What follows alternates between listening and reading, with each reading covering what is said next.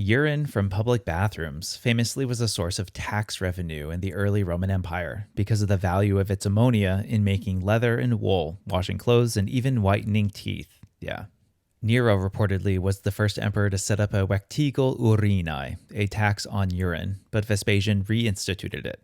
When his son Titus complained about the source of this money, Vespasian supposedly held a coin under his nose, as Suetonius says, "Sciscitans nom odore offenderetur," asking whether he was bothered by its smell.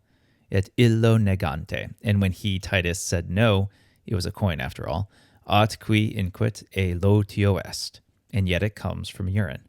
The idea gives us the phrase pecunia non olet, money does not stink, meaning that money's value does not depend on where it comes from, which is sometimes used to excuse money laundering, washing money of its dubious and dirty origins, presumably not with urine in Roman fashion. Vespasian is remembered in the modern world in French and Italian, though, with old-fashioned public urinals named after the emperor himself.